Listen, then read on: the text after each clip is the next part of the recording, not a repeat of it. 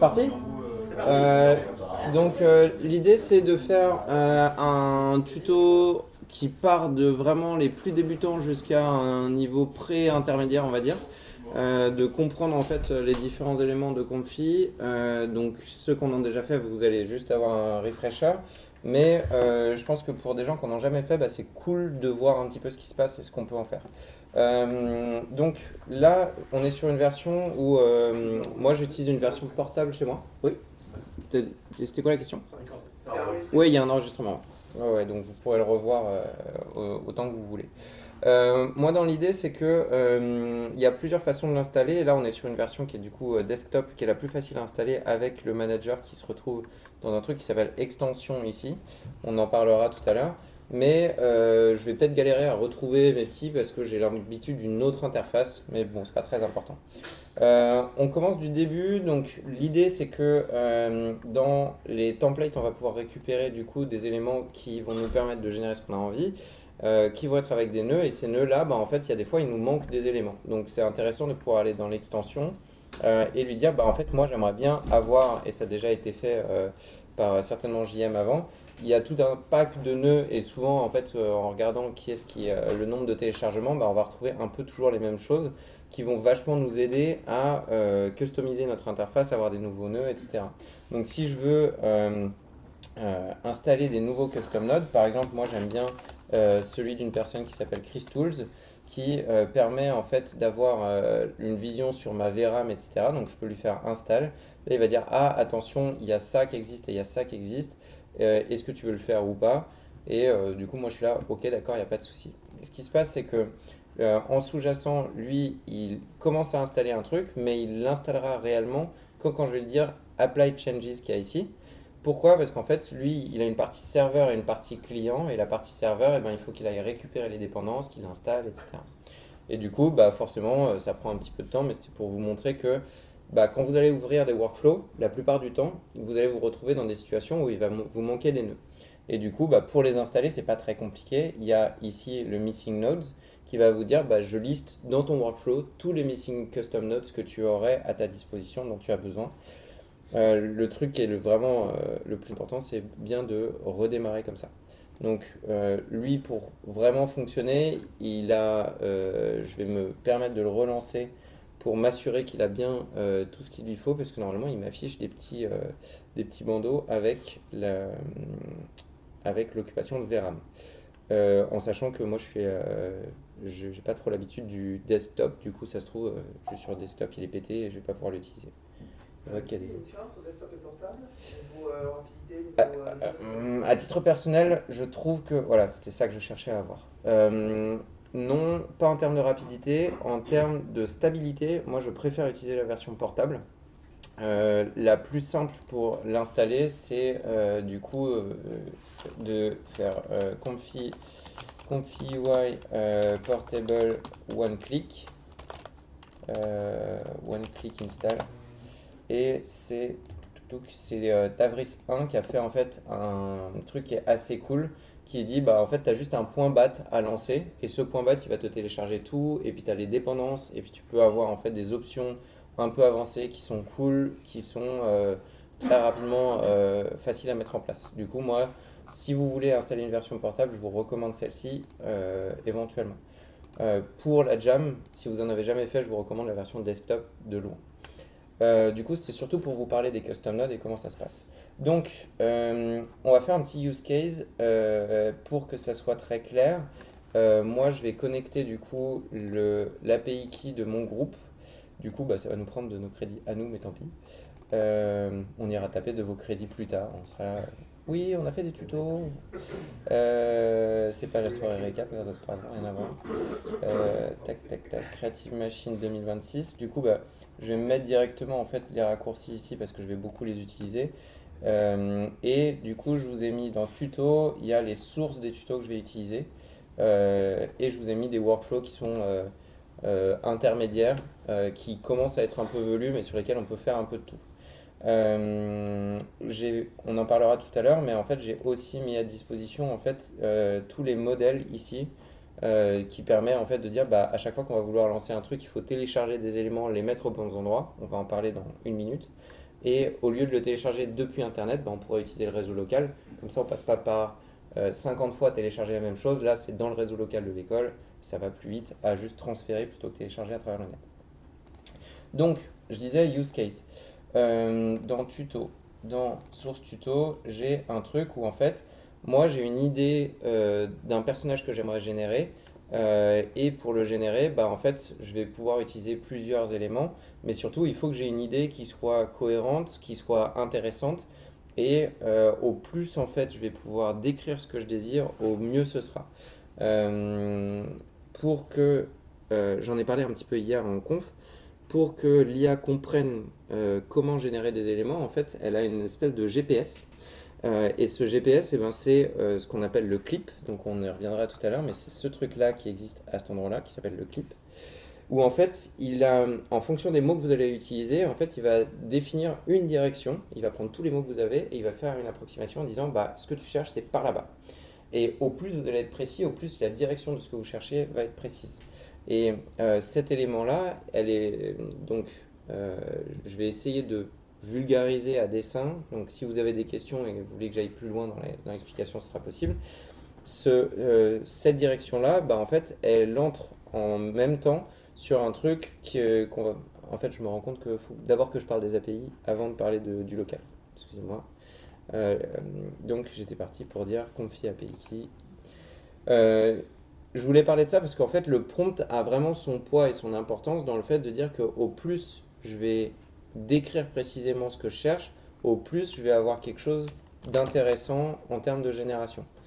Hop, je vais juste mettre ça là.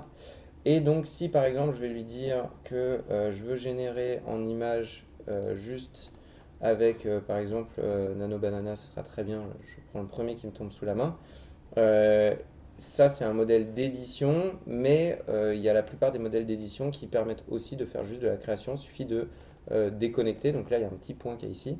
Donc soit on peut faire un clic droit ici, disconnect link, ou quand il y en a un ici, on peut faire le clic droit, faire le clic normal au milieu, on peut faire delete. Et si je lui dis, bah tiens, et photographe off et middle age man with a trench coat, a priori, bah en fait, j'ai juste à lui dire, bah vas-y, envoie-le-moi, tu vas me le générer. Le point qui est important, avant que je le lance, c'est le seed et le control after generate. Une fois que j'aurai lancé en fait cet élément-là, il va pouvoir faire bouger le seed qu'il y a ici pour dire, bah je te fais une nouvelle proposition avec un nouveau point de départ en gardant en fait les paramètres que tu avais de prompt. Il y a deux façons de le lancer. La Ouais, mais t'inquiète. Le crédit. Oui, c'est notre groupe, je sais. Vous reconnaissez ceux qui sont dans notre groupe? Euh, Ok, je le lance en un cas. Il y a deux façons de le lancer pour la majeure partie des nœuds. C'est que si vous appuyez sur le play qu'il y a ici, en fait, il va exécuter toute la chaîne de nodes euh, jusqu'à nous donner cette réponse-là. Si vous appuyez sur run qu'il y a ici, il va lancer en fait tous les nœuds du workflow au même endroit. Donc ça a des fois des intérêts de pouvoir se dire, bah tiens, moi j'ai juste envie de faire une preview image de ce que j'ai ici et je vais tricher un peu, j'avais des images hier, c'est pas la même machine, pas de bol. Admettons que j'ai une image ici, je sais pas ce que c'est, on s'en fout. Hop. Lui, en fait, ce qu'il est en train de faire, c'est qu'il est en train de télécharger l'image, la mettre ici. Si elle est lourde, c'est un peu pénible. Elle fait combien? Elle fait 7 mégas, ça devrait être beaucoup plus rapide que ça. C'est notre storyboard. Ah, c'est pour ça. Oh le leak. Le Leak leak. de malade. Si je fais du coup le play qu'il y a ici pour prévisualiser l'image, bah en fait ça a juste run ça et ça, du coup ça n'a pas utilisé de crédit parce que le seul qui utilise des crédits c'est celui-ci. Donc si je veux par exemple dire bah tiens cette image là est trop grande et je veux faire un resize image pour dire bah en fait en vrai moi ce qui m'intéresse c'est qu'elle soit plus petite, alors j'aime bien un autre. Est-ce que j'ai le longer edge? Ouais parfait. Je veux dire, ah bah moi, c'est intéressant pour moi d'avoir une image qui est pas plus grande que 1024 pour pouvoir l'injecter dans un système. Bah ça va rien me consommer du tout. Donc là, on peut voir qu'il est passé du coup d'une longueur maximum de 1024. Du coup, on peut vraiment en fait exécuter que des parties du network. Donc, je vais voir si lui, il a besoin ou pas. Normalement, il n'a pas forcément besoin. Si j'ai fait play, il va juste exécuter celui-ci. Ce control after generate, il vient changer en fait le point de départ de chaque génération.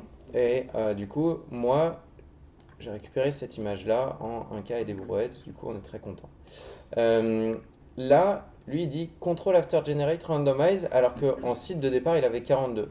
Pourquoi? Parce qu'en fait, ce paramètre-là, il n'existe que quand je lui dis run ici, avec le général, où en fait, il va mettre à jour cette valeur-là. C'est un point qui est souvent négligé, mais qui est très important. Je reviendrai dessus. Du coup, bah, voilà, les nœuds d'API sont extrêmement simples. Ils sont puissants pour dire, bah tiens, en fait, ça, si j'ai envie, je vais pouvoir lui dire que je veux faire un load image, par exemple. Et je vais prendre cette image-là, je peux lui faire un clic droit, copy. J'ai même pas besoin de la sauvegarder à proprement parler. Et ici, un CTRL-V. Et du coup, je peux directement lui dire retire le bus en arrière-plan. Donc, bah, en anglais, il va généralement mieux s'en sortir, même si Nano Banana, il est intelligent, il va réussir à traduire à la volée, etc. Si je lui dis remove the bus in background and change the weather to have a sunny day at noon. Il n'y a pas ça, moi. Il n'y a pas ça, vraiment. Ça n'existe pas. C'est ça. Il va pas trouver beaucoup C'est pas dans le dataset. d'images dans la base de dataset. Le truc qui est intéressant, c'est qu'en fait, au plus, là par exemple, j'ai pas défini que je voulais une photographie, j'ai pas défini en fait tout un tas de trucs. Et une des grandes règles qui existent, c'est que les prompts, si vous avez un élément qui n'existe pas dans votre prompt, bah en fait le système par lui-même va essayer d'être créatif avec des grosses guillemets et du coup va étendre ce que vous essayez de dire, puisqu'en fait dans une espèce de nuage des idées, bah, il a une idée de ce que vous êtes en train de lui demander, il va se débrouiller, il va dire bah tu m'as pas défini si c'était un dessin ou pas, la plupart du temps on me demande de faire des photographies et j'ai été entraîné pour ça. Dans mon dataset d'entraînement, il y a eu des photographies, du coup par défaut je te donne une photographie. Tu lui as pas dit que c'était Londres, hein. Non, je lui ai pas dit que c'était Londres par exemple, donc il a imaginé un truc. Ça s'appelle un biais. Oui, en effet ça participe. Là tu as changé l'acide. Oui, mais ça aurait pas d'importance. Alors, point très intéressant, si là, du coup, moi j'ai envie de rester sur le même seed pour juste voir la différence que mon prompt fait, Ouais. j'ai intérêt à dire, bah mon seed, c'est n'importe lequel, on s'en fout. Un seed en informatique, c'est juste la graine de départ de là où ça part. Et du coup, là, je vais lui dire, une fois que j'ai généré, jamais tu le bouges, comme ça je sais que je pars toujours du même endroit. Donc, si je le relance ici, ça va pas être la même image parce que le seed d'auparavant, c'était un seed randomisé. Du coup, je n'aurai pas le même type de résultat. Ce qui peut être intéressant pour explorer, faire de l'exploratoire. Au plus, je vais prendre ta question, au plus le prompt est précis, au plus, bah, du coup, on va le contraindre dans une direction qui nous va. Et du coup, au plus, on va avoir intérêt à rester sur une seed fixe pour juste modifier des bouts, pour affiner notre idée, plutôt que affiner en fait ce que le modèle va nous proposer. Oui, oui. Ta question. Alors, tout à l'heure, quand tu étais en site 42, on voit que tu as fait un calcul à 12 secondes 9 et juste après le même calcul à 0,02. C'est Ça consomme du crédit de faire avec la même seed et que lui il ne recalcule pas. Ça consomme toujours du crédit là, actuellement. Donc même quand tu as refait le même calcul et que tu as refait la même image en 0,02 secondes. Oui, parce qu'en fait, Google, là, en l'occurrence, Nano Banana appartient à Google. Google alloue du temps GPU pour nous et n'a pas de système de cache comme derrière on va l'avoir en fait dans le local dont on va parler. Ouais. Alors pourquoi il a fait 0,02 secondes Parce qu'en fait, on a les users qui fluctuent sur Internet. Bah, en fait, peut-être qu'il y avait une queue de 1000 personnes qui étaient en train de générer en simultané. Et du coup, bah, il a fait un temps d'attente serveur qui est affiché d'ailleurs. Il y avait un temps d'attente qui était affiché à un moment de dire j'attends juste le serveur, donc j'ai pas encore commencé. Il y avait une autre question. Ouais. Comment t'as fait pour ajouter des petits nœuds de preview et tout? Alors, ah oui, désolé. Blindez-moi de questions. Parce que c'est vrai qu'il y a des réflexes où je vois pas que c'est pas forcément facile pour vous. Dans l'interface, si on double-clique, on a du coup en fait tous les nœuds qui existent et ils sont triés sur le côté en disant bah tiens, tout ce que tu as ici te permet d'aller chercher si tu veux des trucs spécifiques. La plupart du temps, tu cherches par mots-clés. Par exemple, si je veux faire un resize d'une image, bah, je tape resize et je vais voir en fait tous les resizes qui existent avec la petite preview du nœud à droite. Du coup, ça déjà c'est assez cool. Et ça, c'est du. Ça, c'est en local C'est local. qui sera exécuté avant d'être envoyé. Donc, qu'est-ce qui se passe par exemple ici? Là, j'ai fait un nœud de load image. Je pourrais rentrer des trucs dessus. Donc, admettons, est-ce qu'il y a un hue and saturation qui existe? En fait, je veux le désaturer. Donc, je vais pouvoir le prendre ici et dire bah, je veux baisser la saturation. Alors, je ne connais pas les valeurs. Et l'autre shortcut qui existe, c'est quand tu prends un output ici ou un input, tu le dragues. Bah là, en fait, il dit ah, je vais trier tous les nœuds qui sont existants qui ont un input qui s'appelle image. Comme ça, il t'a déjà fait un filtre. Et c'est assez cool parce que la plupart du temps, en plus, il te trie par rapport aux nœuds qui sont les plus utilisés en premier. Et du coup, c'est assez chouette. Donc moi, avant de le lancer dans Nano Banana, je vais lui demander un preview, tu vois. Je vais lui dire, bah attends, je veux voir, et ça, c'est des nœuds qui sont locaux. Du coup, bah, il va utiliser la puissance de ma machine. Tiens, hop. Et je vais pouvoir me dire, ah, je veux en fait, je le veux plus désaturé, par exemple. Ou non, en fait, je suis allé un peu trop loin. Ok, bah ça, au choix, soit je le câble directement pour dire bah c'est ça que je veux envoyer dans Nano Banana, ou alors je peux lui dire bah en fait je veux le sauvegarder parce que je veux le garder de côté. Donc là j'ai le save image par exemple.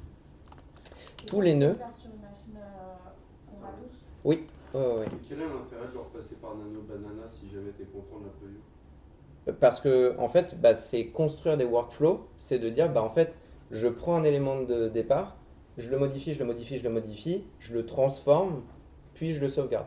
Et du coup, en fait, tu commences à avoir dans un côté professionnel de contrôle de qu'est-ce que tu cherches à faire et qu'est-ce que tu veux en faire.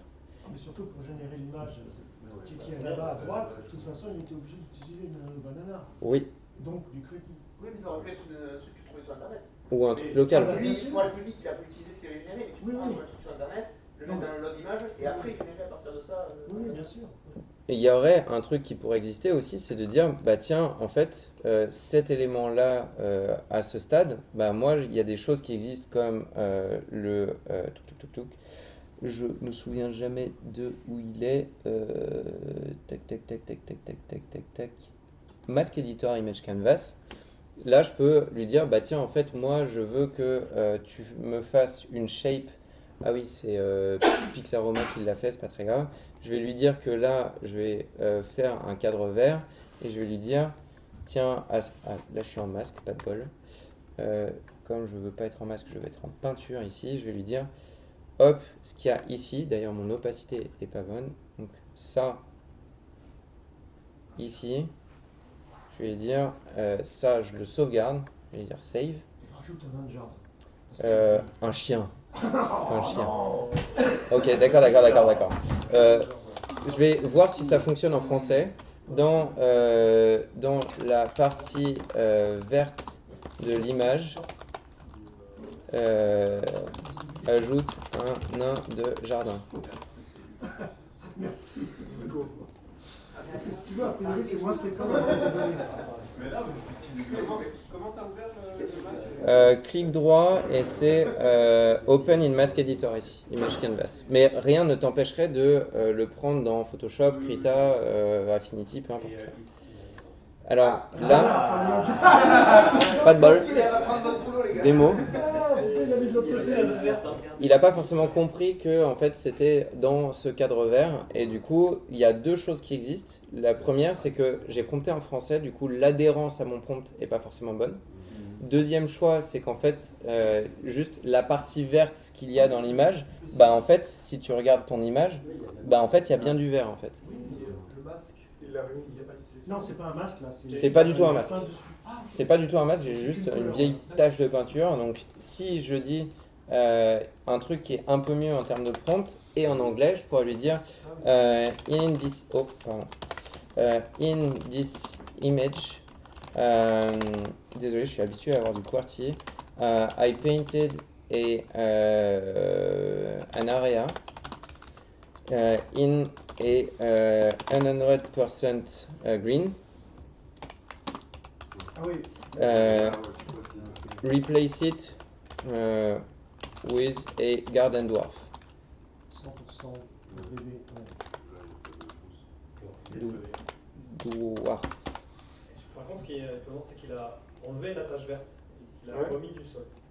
Sans lui. Oui, parce que c'est des modèles qui sont faits pour avoir des images qui sont les plus cohérentes possibles. Donc c'est aussi à toi de te débrouiller pour dire, ok, il faut que je sois précis dans ma demande. C'est très cohérent là. Donc là, tu vois, genre, il est en waiting for server.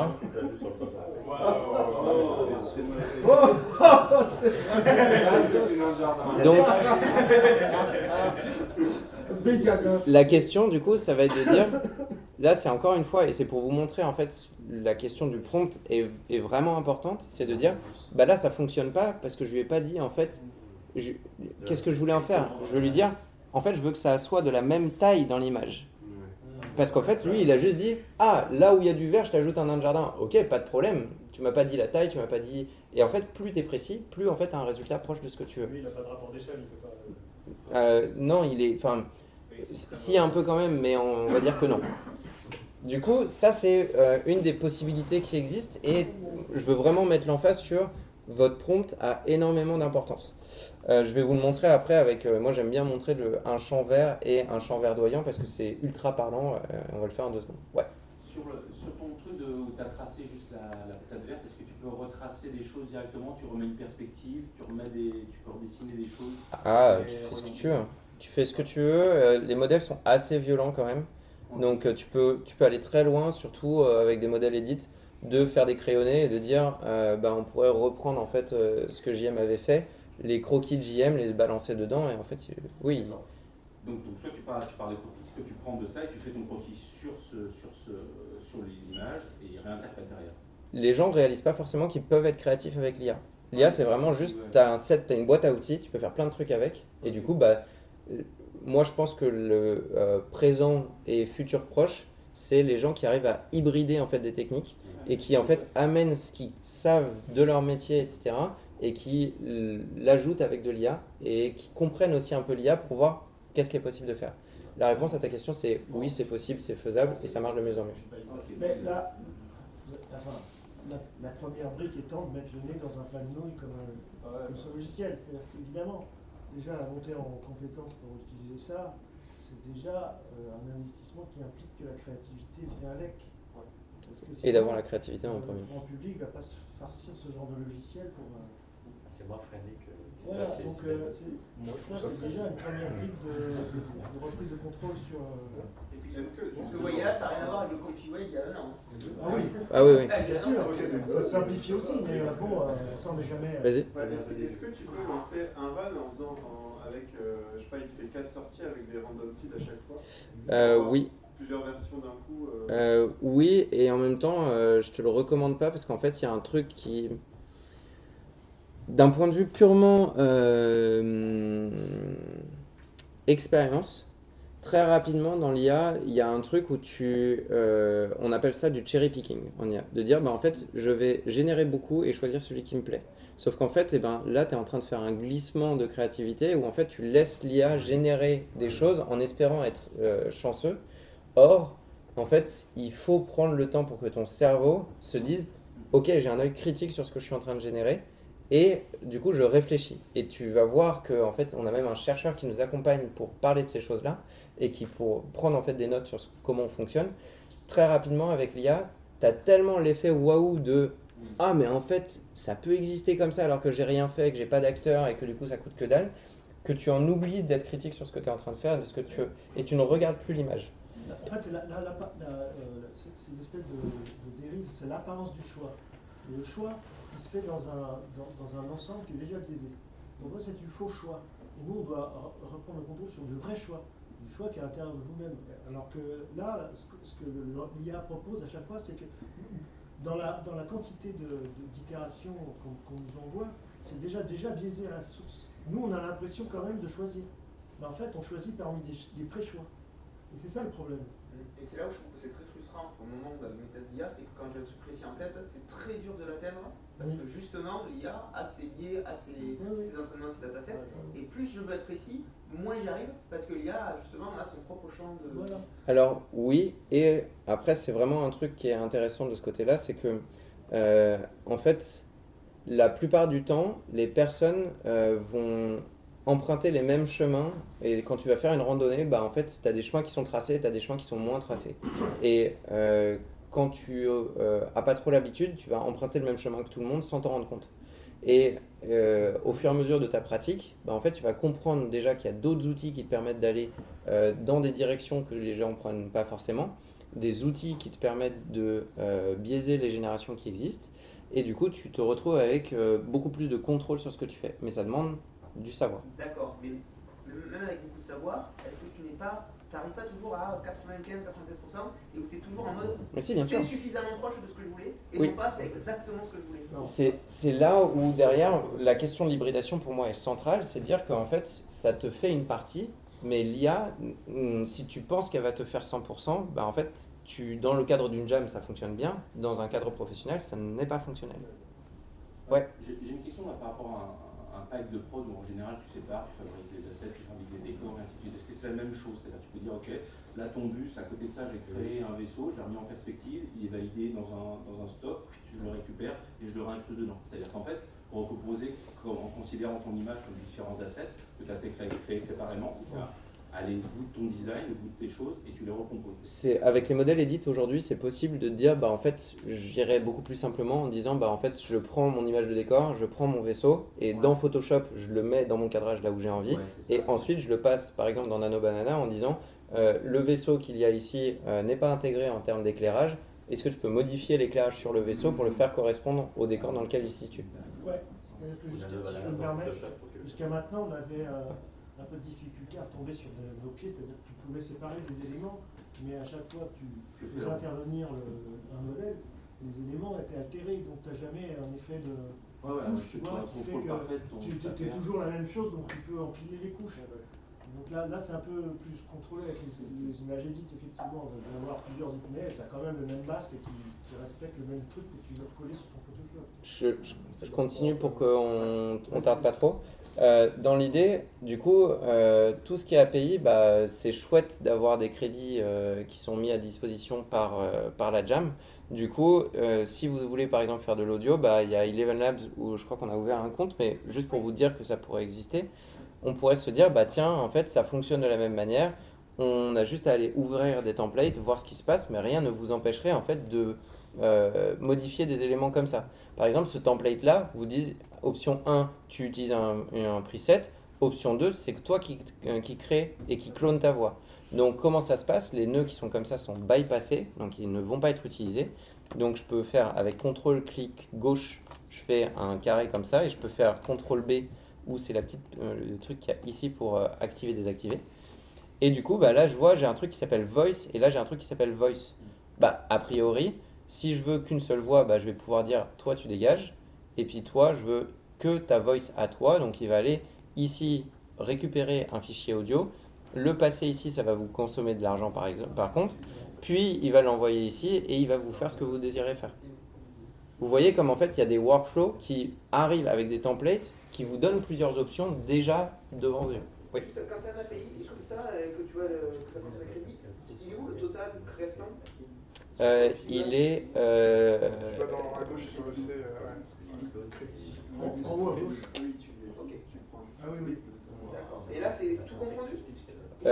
Là, c'est pour notre groupe à nous. Oui, pardon. Mais je veux dire, parce qu'on a des crédits Eleven Labs, des crédits. Ah non, ça c'est. Nano. Alors, du coup, question intéressante. Là, les crédits qu'on a dans ComfyUI correspondent aux crédits dans ComfyUI uniquement. Donc, si en fait on dit, bah tiens, on a un compte Eleven Lab à côté, c'est pas les mêmes crédits. Donc, tant que tu restes dans Comfy, c'est les mêmes crédits pour tout le monde, pour n'importe quel API. Que tu fasses du Nano Banana ou du Eleven Labs. Et comment tu les achètes? Directement sur le site de ComfyUI. Ok. Et donc lui, ComfyUI, il va agréger. Il va centraliser tout le monde. Ouais, tout à fait. De toute façon, c'est de l'API qui va communiquer, qui va dire bah, si tu fais appel à nous, ça te coûte tant. Et puis, comme ça. Tout à fait. Il prend une commission. Ouais, il prend un pourcentage, mais en fait, le pourcentage qu'il prend est relativement minime parce que c'est dans l'intérêt commercial de ComfyUI que les gens restent dans ComfyUI. Ouais. Donc en fait, il cherche à prendre le moins possible en termes de coût. Ouais. Ouais, désolé, une question vraiment de novice. Là, on a C'est bien, vas-y. des nodes. À partir du moment où tu. C'est quoi la différence avec les LoRa? Par exemple, quand Oh là, ça n'a rien à voir, on va y venir. Voilà, je Ouais. peux expliquer ce que. Voilà, là pour moi, je. Pour le moment, on a fait purement API et là, je vais passer sur du local pur qui ne va pas consommer de crédit mais qui va consommer la puissance de la machine. Donc, je garde ça de côté et puis je vais aller dans les templates et moi, je sais que j'ai envie de générer une image et j'aime beaucoup The Image Turbo parce qu'il va vite et qu'il me va bien pour plein de choses. Donc, si je fais The Image, là, j'ai du text to image qui m'ira très bien. Et du coup, je peux le prendre ici. Lui, il y a la majeure partie des templates. Étant donné que vous êtes sur une version desktop, lui, il va se dire, tu sais quoi, je vais pas m'ennuyer, je vais pas tout leur montrer, comme ça, ils vont pas être dépaysés et ils vont pas prendre peur avec 1 million de nœuds.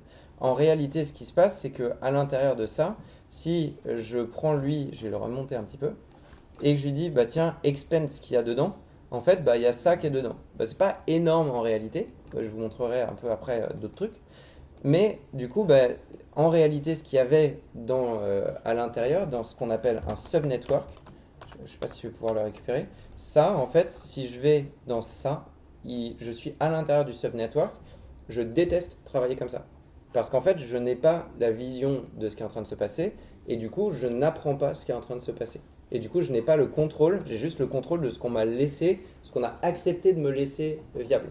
Du coup, moi, je préfère très largement me dire, bah tiens, je vais aller sur les petites flèches ici, montre-moi ce qu'il y a dedans, et en fait, j'ai envie de pouvoir jouer avec les nouilles, mon plat de spaghetti, et dire, ah, qu'est-ce qui se passe si je fais ça comme ça, et si je modifie ça, et si, etc.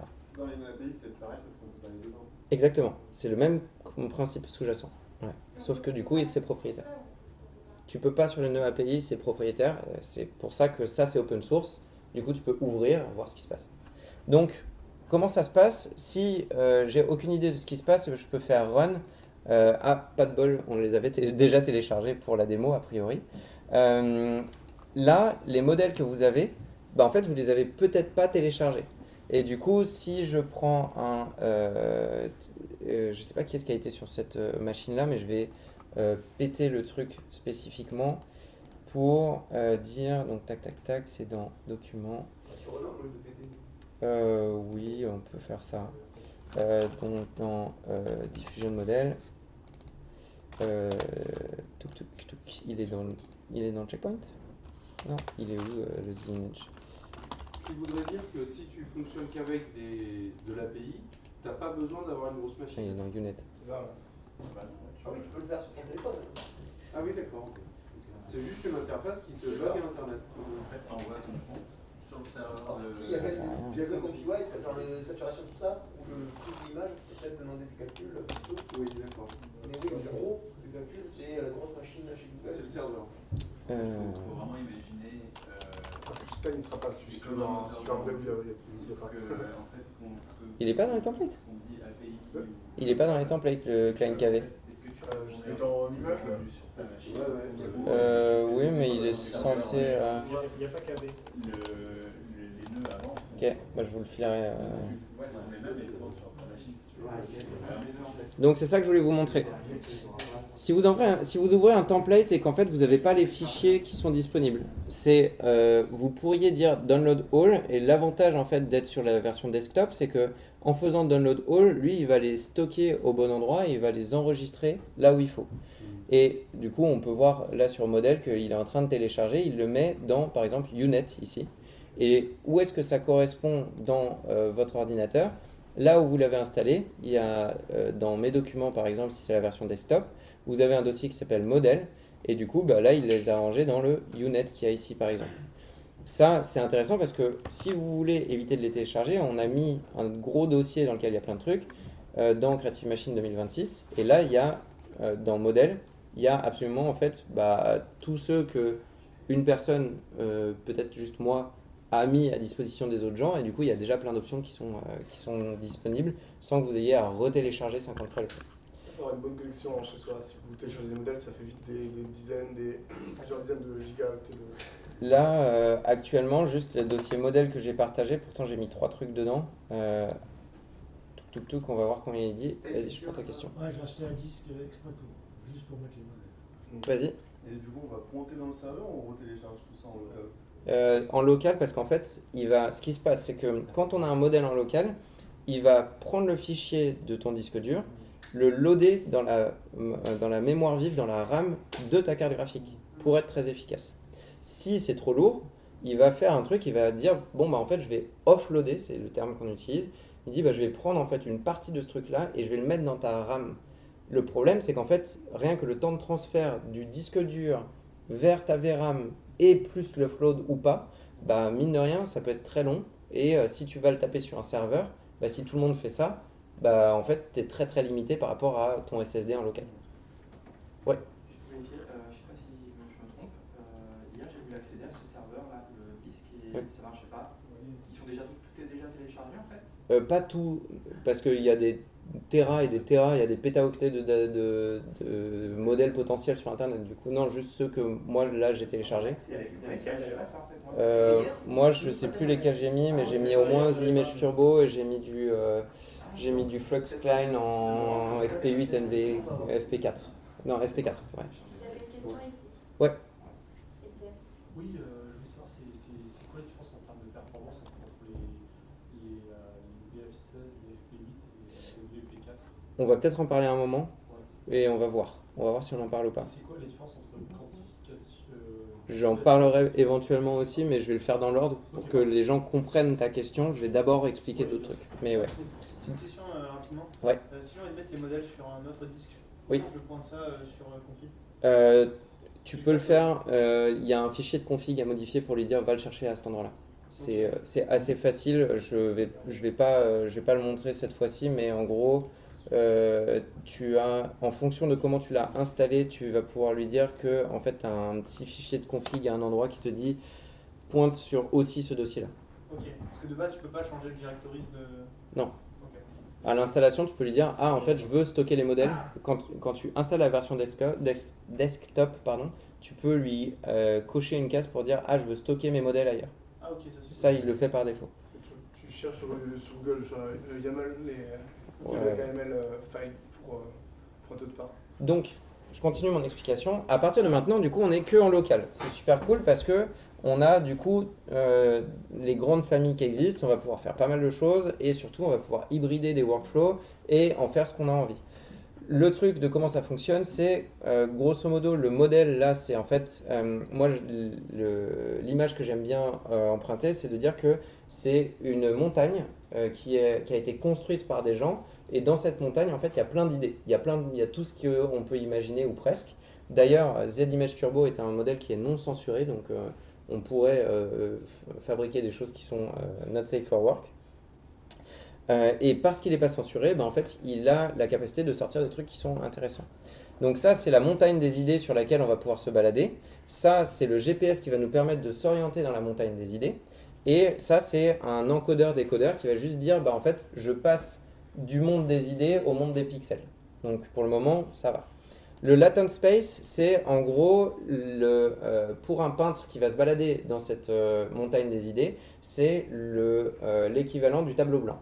Et on va lui dire, ton tableau blanc, il fait 1024 par 1024.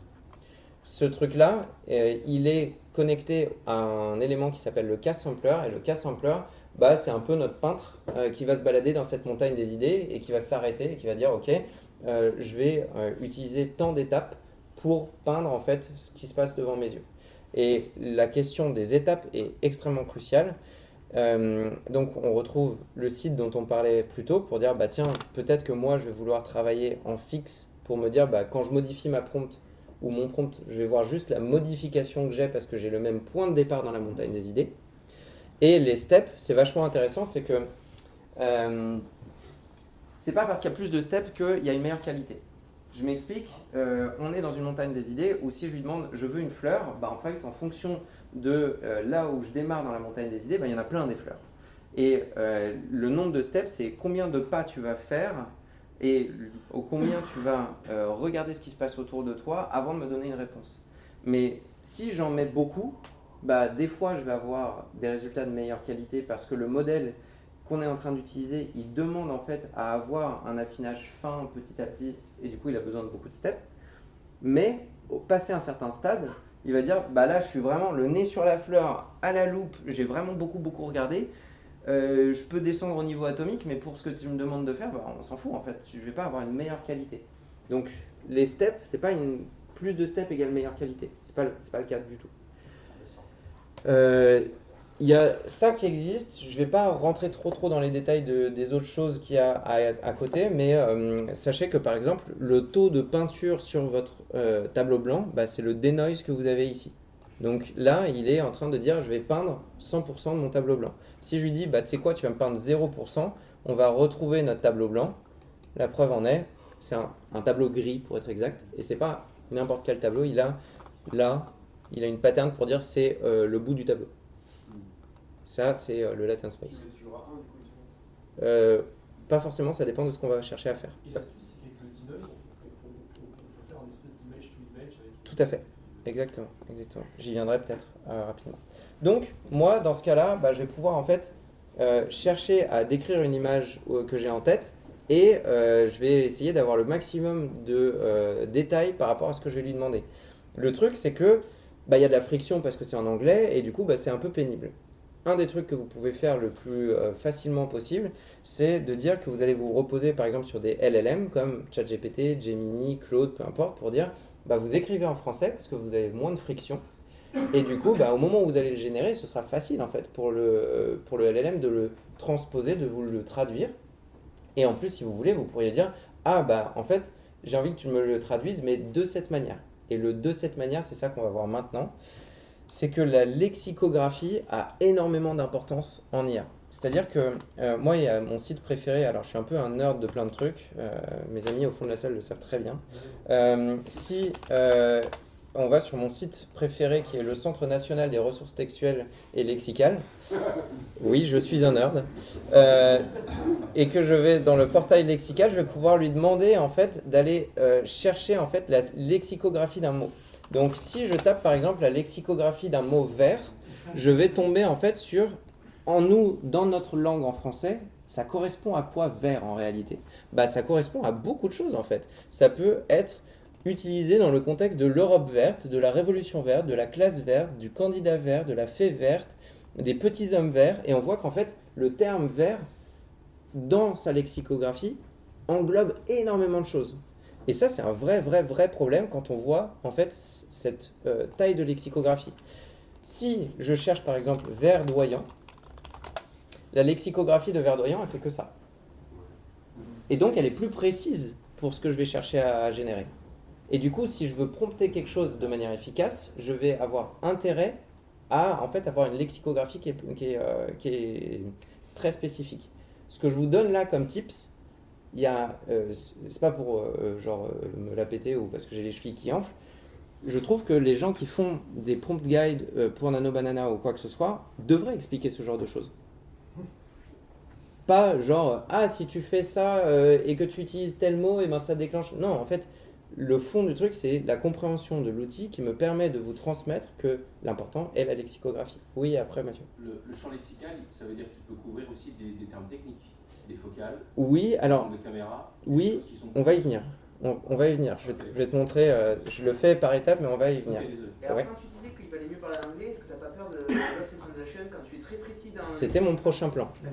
Donc, là, il y a deux choses qui sont intéressantes, c'est de dire, si moi, je veux dire que je veux faire du Google Translate, par exemple, où on va faire du DeepL directement. On va se dire, bah, y a un service qui s'appelle DeepL, qui est un traducteur automatique. On va lui dire que ma langue de base c'est du français et ma langue de la base c'est de l'anglais. Je vais lui dire un champ, ah oui, je suis toujours un champ vert. Il va me dire a green field. Bah oui, mais c'est de la merde, on l'a vu en fait. Et si je lui dis un champ verdoyant, il me dit toujours a green field. Parce que je parle anglais, je sais que c'est pas bon. Mais excuse-moi. Ouais. Juste pour préciser, derrière ça, c'est pas un LLM. Si. Enfin, Ah oui, je croyais que c'était un LLM là. Non, c'est des premiers outils de... c'est pas... vérifié ça l'autre jour. D'accord. Bref. Ok, c'est pas vraiment un LLM. Aussi, en fait, il y a très peu de LLM là-dedans. C'est deep learning. J'y viens, du coup, le truc qui est intéressant, c'est de dire que si on voulait le faire de cette manière-là, on a des alternatives qui sont existantes. Et ça, c'est plutôt intéressant à se sortir. Mais si je devais faire un prompt dans un LLM, je vais lui donner des exemples. Je vais lui dire, je veux que tu fasses une traduction en anglais où tu retires l'ambiguïté des mots. Et c'est ça le terme qui est vraiment important, c'est de dire, et en lui donnant un exemple, lui dire, tiens, par exemple, un champ vert n'est pas aussi ambigu, alors qu'un champ verdoyant n'est pas ambigu. Je veux que dans la traduction que tu vas faire, tu retires les ambiguïtés et que tu sois précis sur les mots que tu utilises. Et je veux que les mots que tu utilises compressent beaucoup de sens en peu de mots. Là, on a des prompts qui sont vraiment de qualité. Et du coup, là, ça devient intéressant. Donc, c'était juste pour vous dire, attention à ce que vous faites.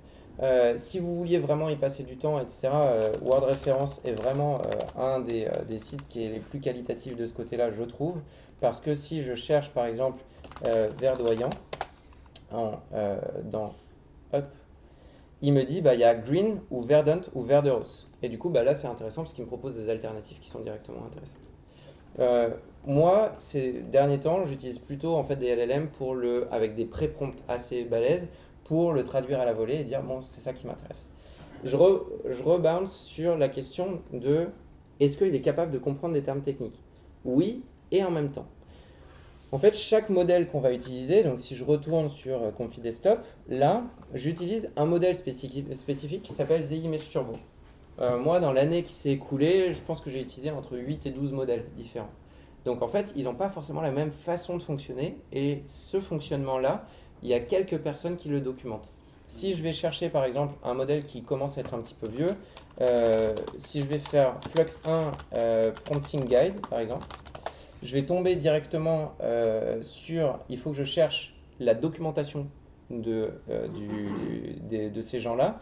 Parce que je sais que c'est Black Forest Lab, je vais pouvoir aller chercher Black Forest Lab ou Doc. Il est ici. Prompting Guide, moi si je veux aller Prompt Fundamental, c'était dans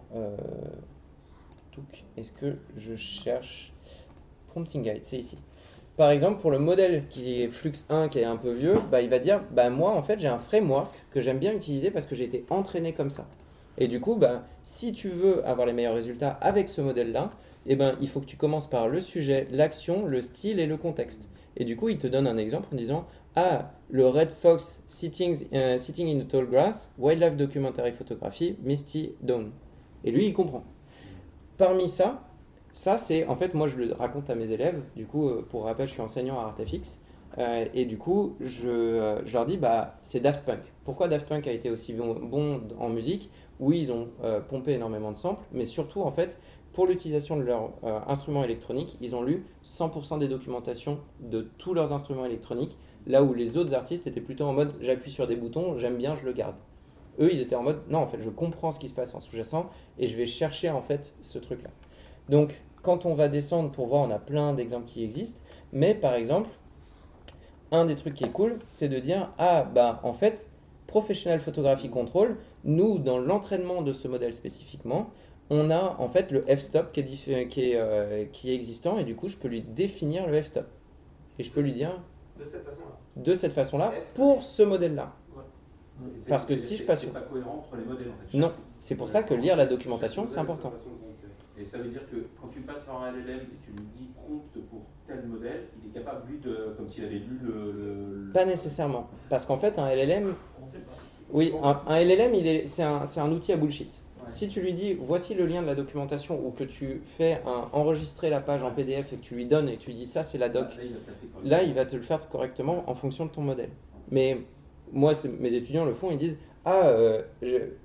affine-moi ce prompt-là pour tel modèle. Et je suis là genre, est-ce que tu sais quand ce LLM-là a été entraîné? Il a été entraîné il y a 8 mois. Le modèle que tu es en train d'utiliser est sorti il y a 4 mois. Ouais, donc en fait, il ne sait pas ce que tu es en train de parler.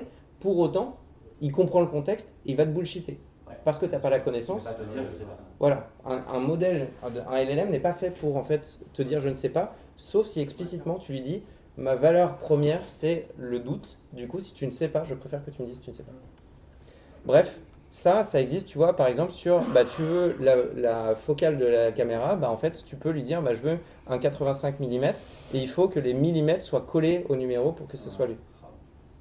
Et du coup, ça existe pour ça, mais si je vais par exemple sur The Image Turbo Prompting Guide, moi, il y en a un que j'aime beaucoup de lui, et c'est une personne, un dude sur le net qui a dit, et il a une phrase que j'aime beaucoup, il dit, imagine qu'en fait, The Image Turbo, c'est un modèle qui est Very Obedient Camera Crew plus Art Director. Et ça, c'est la phrase que vous devez retenir, c'est si tu le sais pas, c'est autorisé. Et du coup, si tu le sais vaguement, il va improviser. C'est le truc à comprendre quand vous faites du prompt. C'est de dire, ce que tu ne décriras pas, il inventera pour toi. Donc sur ça, lui, il attend un autre, pour du coup The Image Turbo, il attend un autre framework qui est beaucoup plus complet, de dire, si c'est une personnage, il y a Age and Appearance, Clothing and Modesty, et c'est un modèle qui n'est pas contraint et qui peut faire du not safe for work, du coup tu as intérêt à lui faire une passe de safety.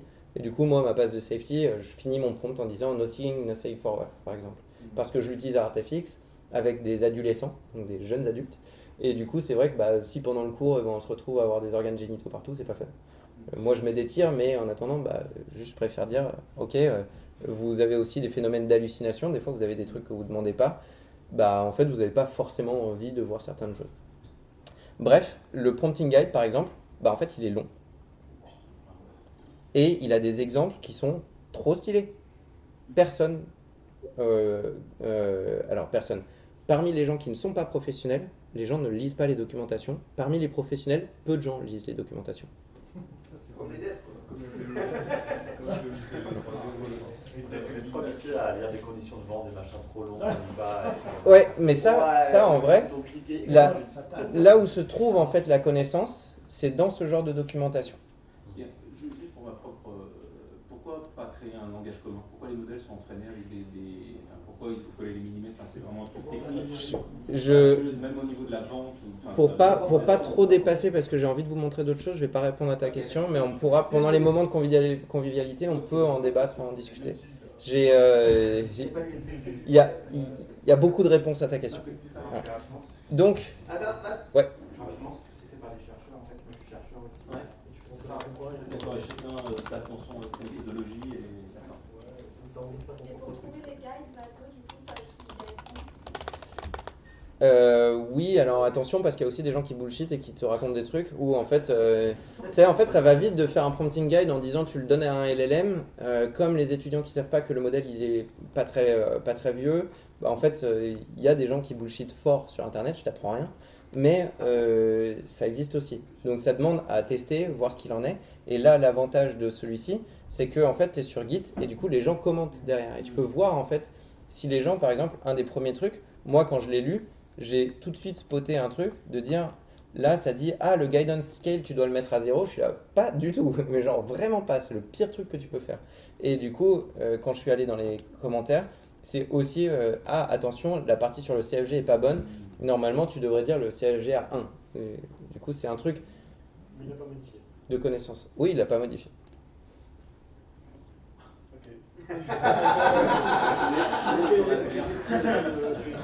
Ce n'est pas moi. Ce serait moi, je l'aurais fait. Mais pour autant, tu vois, genre, il y a tout un tas de trucs où dedans, il y a des liens de dire, tu vois, il y a des trucs qui sont sourcés. Par exemple, la résolution native, elle est sourcée à cet endroit-là. Et du coup, tu peux aller récupérer des informations supplémentaires. Ça, c'est ce qu'on appelle une model card. C'est là où, en fait, le site s'appelle Hugging Face. C'est là où tu télécharges tes modèles. Et du coup, tu as beaucoup d'informations dessus qui te sont données. C'est une partie de la documentation. C'est un rabbit hole de furieux, mais plus on pratique, plus en fait on sait où trouver les informations, où les chercher. Au début, c'est un peu intimidant. Aujourd'hui, il y a un nouveau modèle qui sort en une demi-heure, 40 minutes max. J'ai lu une partie de la doc qui m'intéresse parce que moi, je lis les docs en faisant ça. Et du coup, en fait, j'ai la capacité maintenant de me dire, ok, je reconnais les patterns et les motifs. Du coup, je sais, dans un premier temps, en ayant passé toute la page, si l'information a une potentialité de chance d'exister ou pas, puis je fais une deuxième passe pour aller voir en fait ce qui existe. C'est pas trop coûteux de parier sur le mauvais cheval, quoi. Tu dis pas, je vais investir dans ce modèle-là, apprendre plein de trucs, et finalement, bah, en total, il est Non, pas nécessairement, parce que j'apprends toujours des trucs. Et du coup, par exemple, j'ai des prompts, moi, ce qui vont me tester, j'ai à peu près 3-4 prompts, où dès que j'ai un nouveau modèle qui sort, j'ai par exemple une abeille qui se pose d'ailleurs sur le Discord, tu l'as dans ComfyUI, sur le Discord de Creative Machine, vous avez mes prompts, etc. Il y a les workflows dedans en plus, mais il y a une abeille qui est posée en close-up sur un tournesol. En fait, il y a des modèles où poser une abeille sur un élément, c'est compliqué. Et du coup, des fois, tu as des deux ailes qui ne sont pas dans le bon sens, etc. Donc, je teste la capacité au modèle à bien répondre à des prompts ou pas, ce qu'on appelle le prompt adhérence. Du coup, non, ça ne prend pas de temps quand tu as la méthodologie pour le faire, et cette méthodologie, elle se construit. Donc, je passe un petit peu parce qu'on s'écarte un peu du sujet.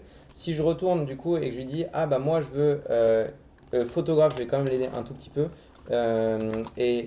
photographie, photographie of a green field. Et du coup, le raccourci, c'est CTRL-Entrée pour lancer l'entièreté du workflow. Là, on aimerait bien avoir une petite preview ici. En vrai, dans les settings qu'il y a ici, je vous recommande déjà de passer en anglais. Et ici, dans Execution, il y a un Live Method Preview, où on peut le mettre en Latent to RGB, où en gros, là, il va faire une petite preview. Si je fais un deuxième ici, maintenant, il fait pouit, pouit, pouit, pouit, pouit, pouit, pouit. Et voilà, maintenant, j'ai... Et du coup, c'est chouette. Ouais, c'est record, mais c'est... Je vais vite parce que... Sans pression. Pardon, c'est dans Execution Live Preview Method. Mais sinon, ouais, tout ça, on va vous le partager, donc tu pourras faire pause dans le record si tu veux.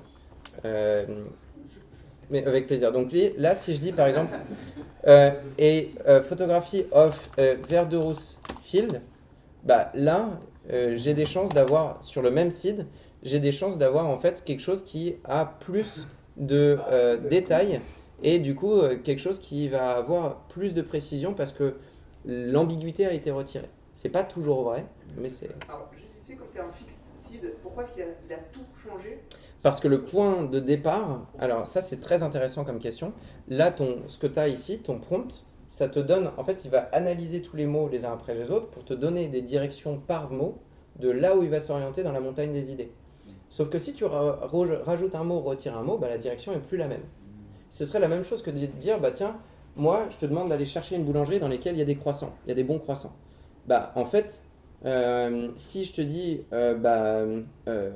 vas-y, pars de ce point de départ de Paris, et tu as le droit de parcourir 800 mètres pour le faire, en fait, tu as plein de possibilités pour toi, mais du coup, je te fixe le site pour te dire, tu vas toujours direction nord-est, directement, tu as une seule direction, un point de départ, et tu vas aller chercher ça. Si je change et que je te dis, en fait, tu vas me chercher tu vas me chercher une boulangerie dans laquelle il y a un croissant au beurre, en fait, c'est plus la même chose.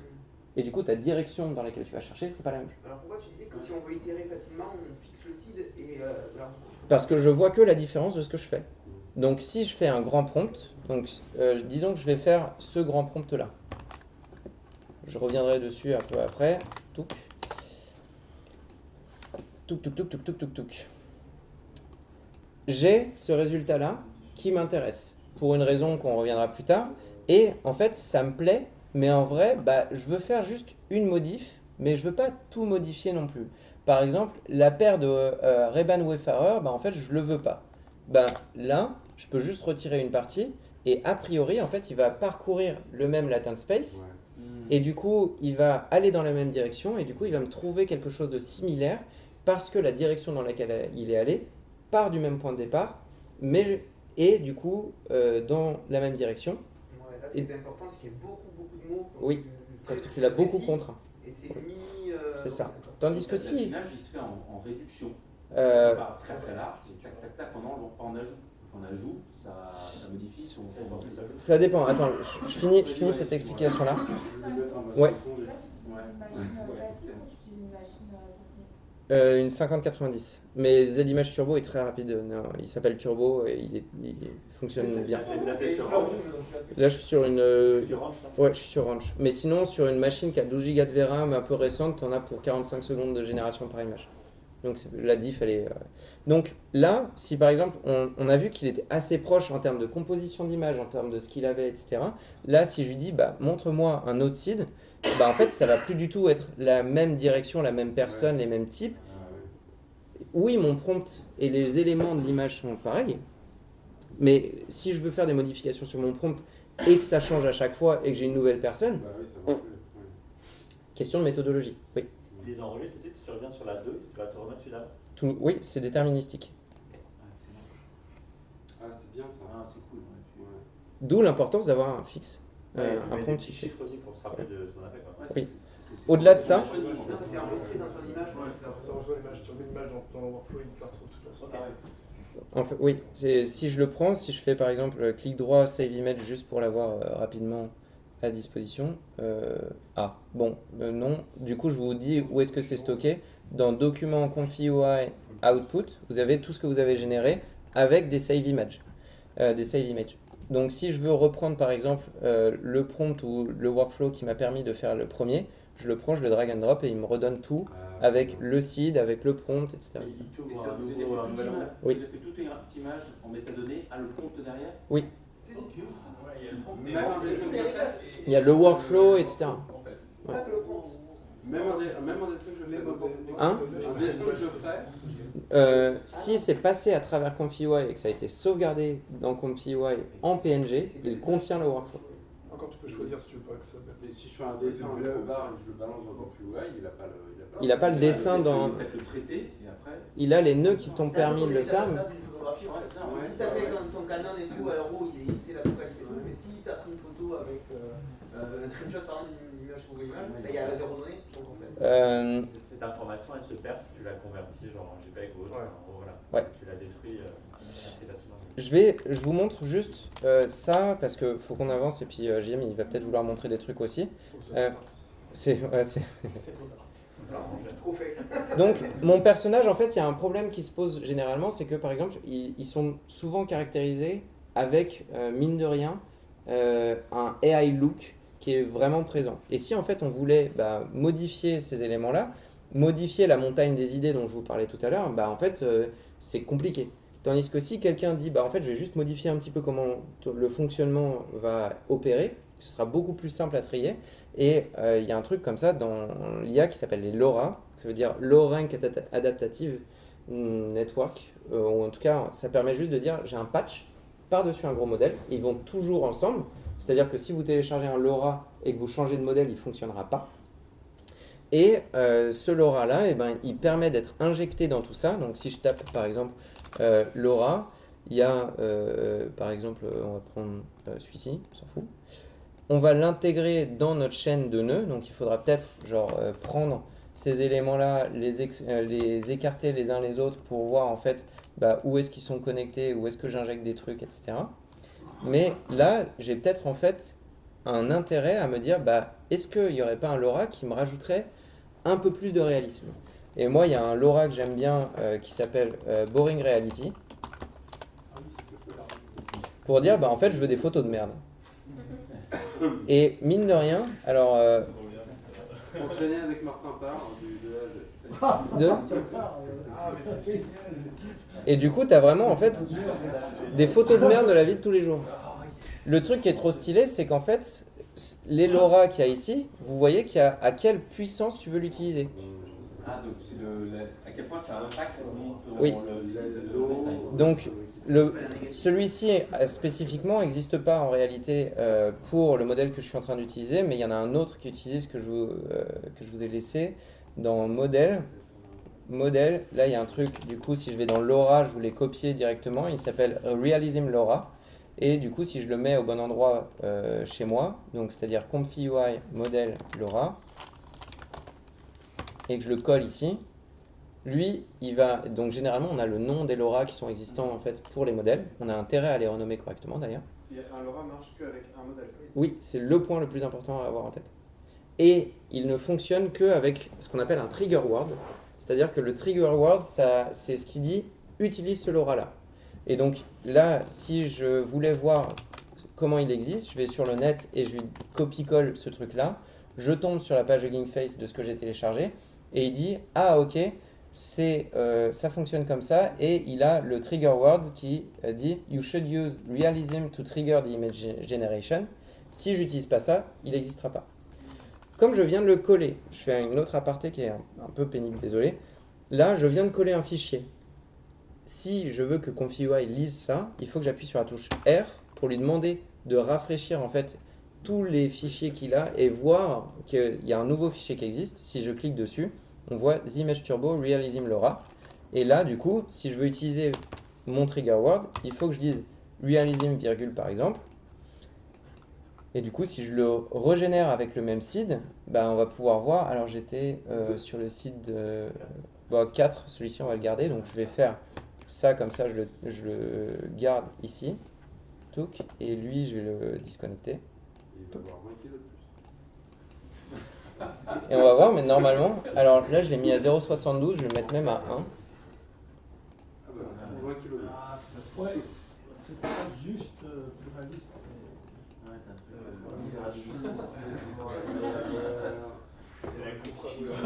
Alors, perso, moi je suis de droite, moins IA, je suis de gauche. Ouais, c'est clair. Alors, oui, mais c'est aussi une question de dosage.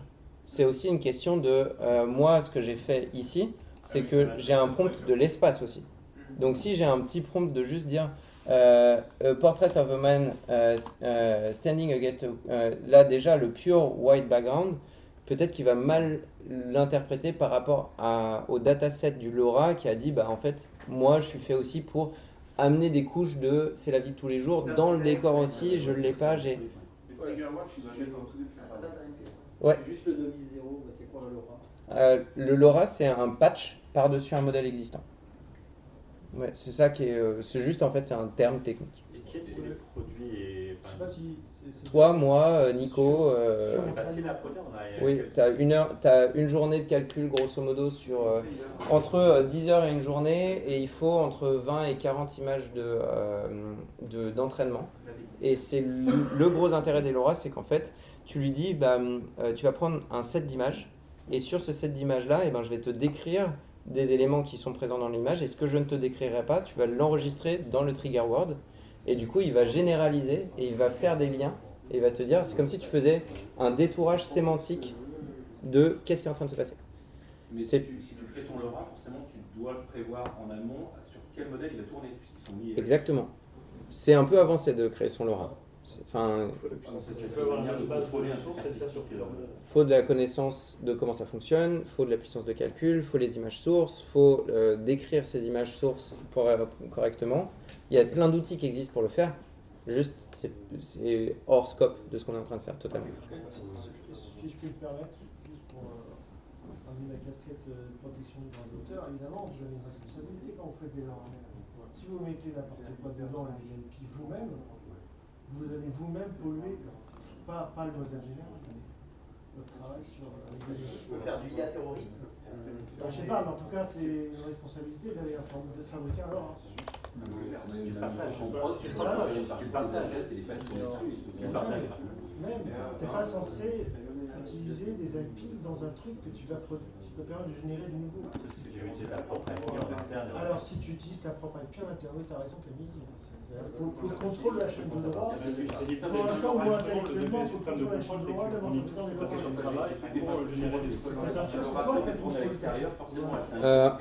on va terminer en tout cas ma partie juste en vous montrant ça qui peut vous intéresser.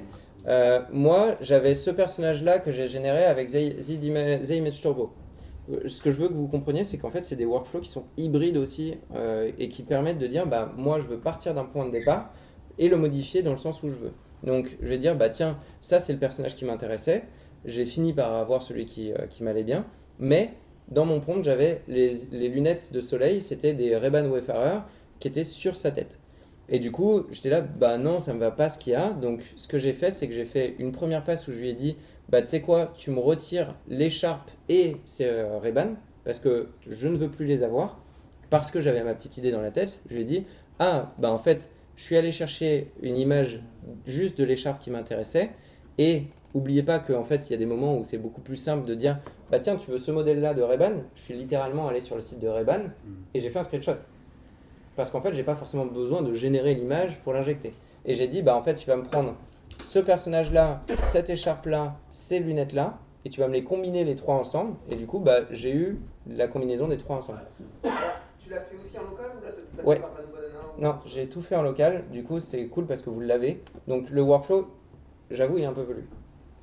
Le Z-Image Turbo, c'est un Z-Image Turbo qui est un peu custom. C'est un truc en 2 steps. Donc ça, c'est un peu la secret sauce qui est pas si secret parce que elle est dispo sur les bons canaux YouTube dont on peut avoir l'habitude. Je vous le laisse. C'est le moment de vous montrer, bah tiens, j'ai un nœud qui n'existe pas. Si tu veux run ce truc-là, bah il faut que tu ailles dans les extensions et que tu dises, bah tiens, il y a un missing node. Ok, je l'installe. Petit disclaimer pendant que ça installe. C'est relativement sécurisé, ils font attention, mais il pourrait y avoir de l'injection de malware à travers en fait ces custom logs. Ce serait possible. Donc, C'est arrivé. oui. C'est dans les LoRa, c'est dans les custom. C'est souvent dans les custom nodes. C'était arrivé à quelle occasion? Il y a 1 an et demi, 2 ans. Enfin, il y a eu des gros trucs. C'était quand je faisais plus de config. Donc pour faire ça sur la machine un peu isolée quoi. Donc, faut se méfier de ce qu'on fait et il y a des stratégies pour dire, bah, par exemple, moi, là, c'est moi qui ai construit ce workflow-là, du coup, je sais ce qu'il y a dedans et je sais les nœuds que j'ai utilisés. Mais si tu télécharges, la règle, c'est si tu télécharges un workflow qui vient d'Internet, tu as intérêt à faire attention à ce que tu fais quand c'est tu. pas le modèle qui est vérolé, c'est le. C'est les custom nodes, D'accord. c'est les nœuds en eux-mêmes qui sont. Donc, je vous montre un peu ce que c'est. Ça, du coup, c'est le modèle que j'ai utilisé pour générer mon perso. Ce qu'il fait, c'est qu'en fait, il prend une taille de génération d'images où moi j'ai lu la doc. Et du coup, j'ai vu que les tailles d'entraînement correspondent en fait à des tailles qui sont spécifiques. Si j'utilise ces tailles-là, le modèle est plus performant. Et il y a même des gens qui ont fait un nœud pour dire, bah en fait, je t'ai listé toutes les résolutions, du coup, c'est cool. Donc c'est pour ça que je l'utilise. Ensuite, là, j'ai mis des petits téléporteurs. Ça, c'est les get et set nodes, c'est le feu. Donc set node, c'est de dire, bah tiens, je veux enregistrer le latent dans ça. Donc ça, je vais pouvoir l'appeler latent. Et si je fais un get node, là, et ben en fait, j'ai le latent qui existe. Et du coup, c'est un téléporteur en fait entre celui-ci et celui-ci. C'est des variables un peu. C'est des variables. Au lieu d'aller chercher au fond du. Ce qui fait que du coup, bah, quand je construis mes workflows, bah, pour moi, c'est beaucoup plus simple de me dire, bah, en fait, j'ai des loaders qui sont ici, avec le modèle out qui se retrouve ici, j'ai mon prompt avec le positif-négatif, et derrière, je vais les utiliser à plusieurs endroits, parce que tu vois, genre, j'utilise le positif prompt ici, ici, ici, ici, donc du coup, ça va vite être des sacs de nœuds impossibles, quoi. C'est pour éviter d'avoir de les câbler à chaque fois. Ouais. C'est plus clean, mais tu offusques un peu parce que du coup, quand tu récupères quelque chose de quelqu'un, tu veux voir. Pas tant, parce que si tu fais ah, ils l'ont pas mis dans cette version, les cons. Ah, tu peux quand même voir les vrais Tu peux faire une recherche dans ton workflow le nom des nœuds. Okay. Du coup, c'est assez facile. J'avance un peu vite, je prendrai juste la question après. Lui, qu'est-ce qu'il fait? Il prend le modèle, il ajoute du noise au modèle et du coup, il l'injecte en fait directement. C'est comme si vous aviez votre montagne et il y a tellement de gens qui sont allés dessus que en fait, la montagne elle est un peu lisse, elle est un peu boring. Donc derrière, eux, ils disent, viens, on rajoute plein de cailloux et du coup, elle est un peu plus sport et ça va être du trail et ça va être chouette. Et du coup, le peintre ou le randonneur dans cette montagne, il va falloir qu'il se décarcasse un peu pour sortir quelque chose. Mais là, si je sors, donc c'est le même modèle que tout à l'heure, donc si je prends le même, c'était la version 4, donc on va aller taper sur grosso modo celui-ci. La version 4, du coup, le seed 4, on va le garder en fixe. Lui, il va le générer une première fois. Le prompt est le même qu'auparavant, donc ça devrait le faire. Touk. Ouais, mais c'est volontaire. C'est même 6 steps. Ouais, mais il y a une raison. En fait, moi, je lui dis, ok, ton image de départ, c'est celle-ci.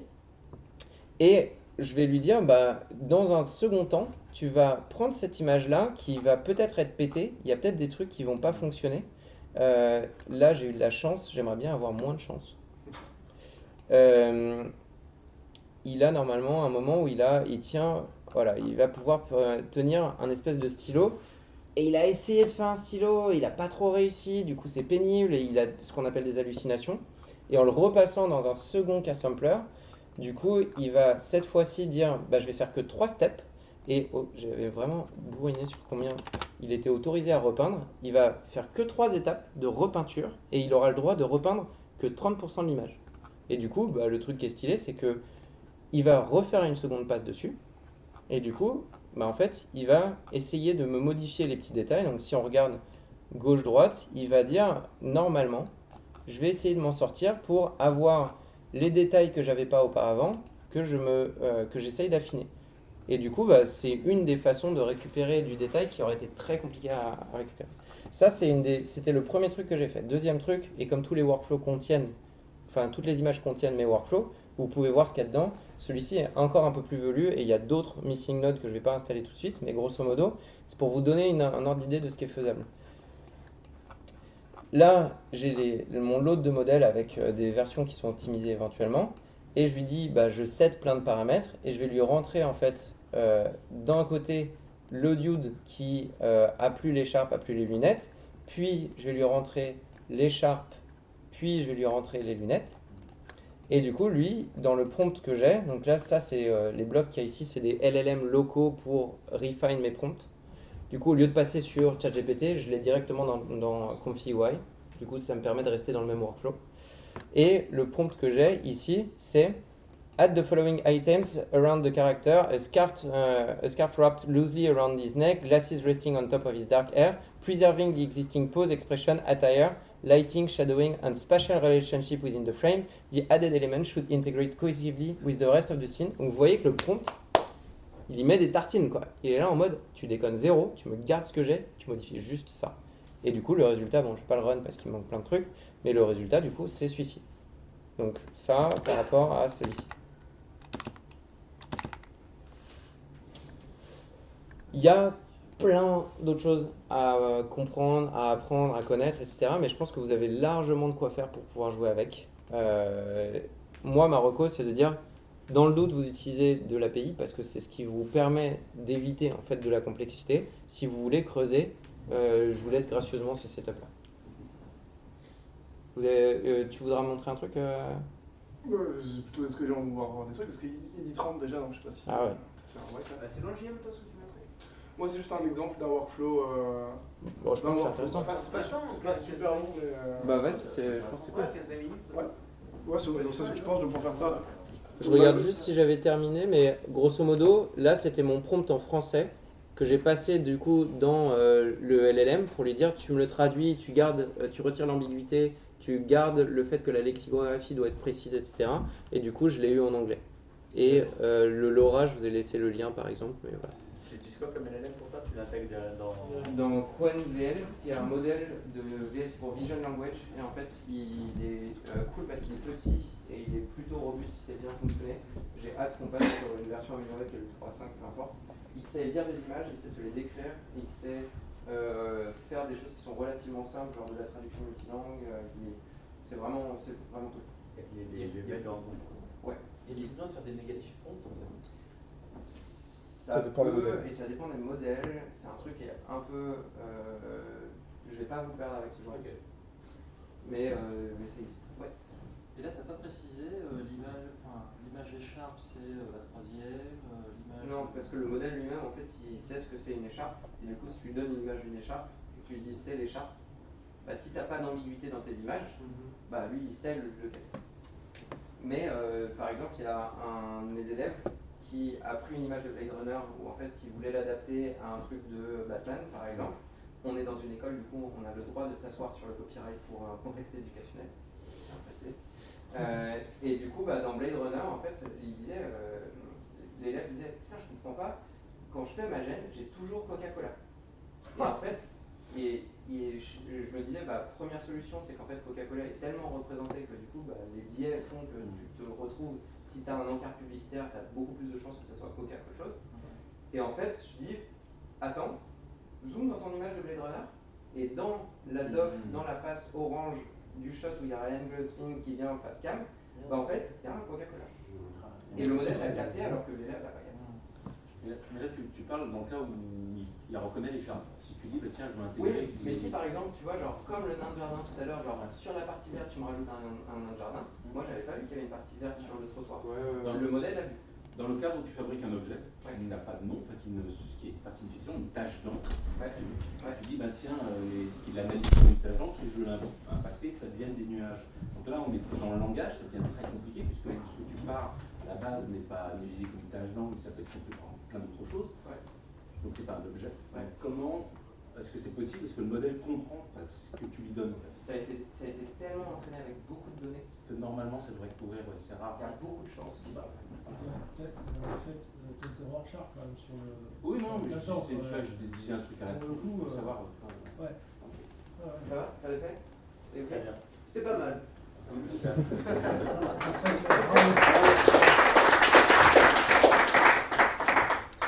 Yes. Bon, bah, t'as couvert plein de trucs et les plus importants. Moi, j'ai juste montré un petit workflow d'un use case qui peut être marrant.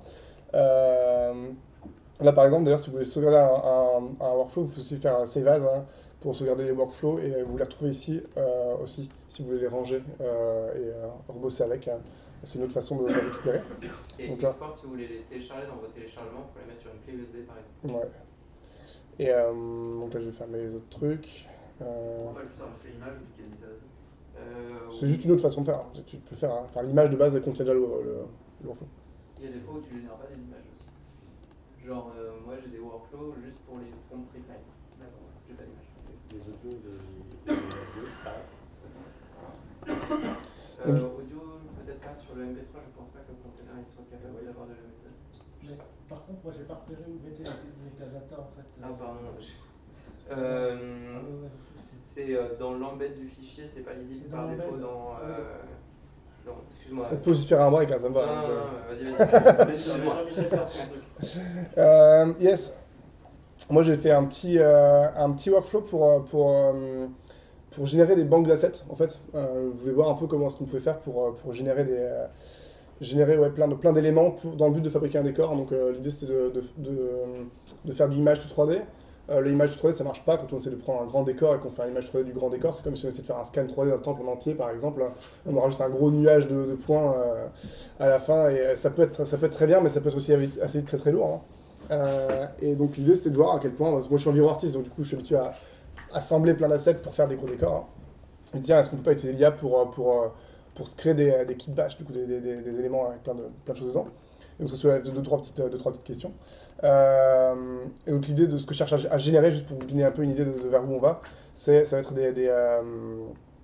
des paquets d'assets comme ça. Si tu es sur le réseau et que tu vas taper sur Montreuil, il faudrait télécharger l'entièreté du dossier sur le bureau. Ah ouais, c'est l'ordre de ouf, ouais. Hop. Je vais prendre tout ça.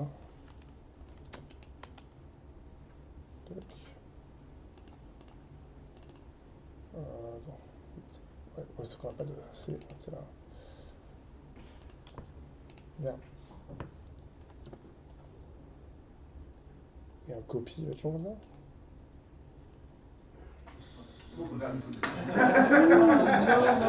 Pas l'ascenseur. Ah, le débit. Tu les as aussi en local, sur un logiciel ou sur l'ordi? Oui, le débit, de toute façon, c'est plus simple. Hop. Ah bah oui, c'est vrai que Revenons dans le monde réel. Oui. Hop. Putain, c'est vrai, j'ai pas pensé que en fait on est... Creative Sheets. Yes. Ouais, c'est un workflow que j'ai laissé pour de la génération d'audio directement, c'est un 11 Labs en local, sauf qu'il prend 20 Go de VRAM. Sur sa petite version. Donc du coup, l'idée c'était de générer plein d'éléments comme ça architecturaux, donc des morceaux d'arches, des morceaux de colonnes. Et donc du coup, l'idée c'était de voir comment je pouvais faire en sorte qu'avec un input minimal, il puisse me générer des outputs le plus variés possible pour faire une banque qui soit assez intéressante pour assembler après différentes choses. Donc là du coup, je me suis amusé à faire plein de statues de différents animaux. Donc ça c'était le point de départ, le truc le plus intéressant. Et donc du coup, je voulais lui faire une prompt qui change de nom d'animal à chaque fois pour commencer. Donc je voulais une statue, donc j'avais toujours la même définition, donc une statue en en granit, usé, avec des ornements, trucs comme ça, et je voulais qu'il me fasse un nom d'animal différent chaque fois. Donc je lui ai dit, fais-moi une prompt random, hein. Donc ma prompt, c'était initialement, je lui ai fait fais-moi une prompt random qui va décrire une statue, comme je viens de vous décrire, hein, et qui va changer le nom d'animal à chaque fois. Sauf qu'à chaque fois que je faisais ça, il me faisait une prompt qui faisait une statue de lion, une statue de tigre, une statue de trucs comme ça. Et on discutait avec Valdo justement, et il dit, ouais, mais en fait, demander à un LLM de faire une prompt random, c'est un peu l'inverse de ce que fait un LLM, c'est que du coup, un LLM, il va te donner l'occurrence la plus probable, hein, de ce que tu lui demandes de faire. Donc en fait, c'est l'inverse du random. Or, dans ConfUI, il y a un step qui marche assez bien, c'est de lui donner une liste, hein, d'éléments entre curly brackets comme ça. Et ça, c'est la nomenclature pour lui dire que quand on lui donne une liste comme ça, à chaque fois qu'on lance une génération, il va prendre un élément random dans la liste. Et donc ça, c'est pas quelque chose qui est un large language model, c'est juste un seed qui lance et qui prend un élément différent de la prompt. Donc ça, c'est une liste qu'on a générée en demandant à LLM de générer une liste d'animaux. Ça, pour le coup, il est très très fort, il peut générer une liste d'animaux. On peut lui dire aussi de formater la liste qu'on lui demande de générer de cette manière-là, comme ça, je n'ai pas besoin de refaire un curly bracket avec des pipes entre chaque nom d'animal. Donc ça, il peut me sortir une liste comme ça assez facilement. Je peux la refine si je veux enlever certains noms d'animaux. Et après, dans ConfUI, il y a un mode qui s'appelle concatenate. Hein. Ça permet d'assembler deux morceaux de texte. Hein. Et donc là, j'ai le début de ma prompt. Hein. Et derrière, hein, je dis la statue représente 1. Et donc là, ça sera du coup le deuxième morceau de la prompt. Hein. Donc ça me fait une sorte de prompt comme ça, qui est toujours le même type de statue, et qui va prendre un nom d'animal différent à chaque fois que je lance la génération. Après, du coup, encore sur conseil de Val, on s'est dit que ça pourrait être marrant de run la prompt dans un prompt enhancer. Hein. Et donc là, l'idée du truc, hein, c'est de lui demander de générer une prompt plus complexe, hein, et qui du coup va changer aussi en fonction du nom de l'animal. Parce que là, du coup, j'ai toujours la même prompt avec juste un nom d'animal qui change. Hein. Là, l'idée, c'est de lui dire, hein, si tu as une prompt d'un aigle, si tu as une prompt d'un lion, si tu as une prompt d'une tortue, affine-moi la prompt pour donner des détails sur la pose de l'animal, hein, et du coup, il va mettre du contexte dans la prompt qui va être lié à l'animal que j'aurais choisi. Donc là, avec pod input, hein, je sais que je vais pouvoir du coup générer plein de descriptions d'animaux qui seront cohérents en termes de style, hein, et de structure. Donc ça, c'est une première façon de faire. Hein. Mais si je donne ça du coup à ZImage Turbo, il y a des chances qu'à chaque fois qu'il tombe sur une pose de lion, il choisisse quand même plus ou moins une pose qu'il a l'habitude de voir pour des poses de lion. Et je me dis, ça pourrait être marrant d'utiliser un autre truc qui s'appelle les control net. Hein. C'est quelque chose qui va permettre je vais peut-être lancer une génération pour run le setup une fois. Et donc là, ce que j'ai fait, c'est que j'ai fait une banque de control net différents. On va aller regarder là où est-ce qu'il a eu le temps de les copier. Ouais. Donc là, j'ai fait des control net, hein, avec des formes un peu volontairement random, hein, parce que c'est des control net que je ne vais pas mettre trop fort. Hein. Donc les control net, c'est quelque chose qui va forcer le modèle à créer quelque chose dans une structure donnée. Donc là, je lui ai donné une forme, hein, donc ça va être un control net de Z. Hein. Il y aura tout un débat à faire, toute une présentation à faire sur les control net plus grande, mais voilà, ça permet de contrôler la forme qu'aura la génération qu'on est en train de faire. Hein. Et donc là, je fais exprès de faire des formes qui ont un peu rien à voir. Hein. Et derrière, je mets une force plus ou moins forte à mon control net, hein, pour dire que je lui laisse quand même de la liberté, parce que si je suis trop accroché à mon contrôle net, hein, il va vraiment respecter la forme bizarre que je lui ai fait. Et là, c'est vraiment juste des formes douces, juste pour le forcer à changer la pose du personnage, hein, pour pas que ce soit trop répétitif. Hein. Donc là, on voit par exemple, hein, qu'il a choisi ce contrôle net là.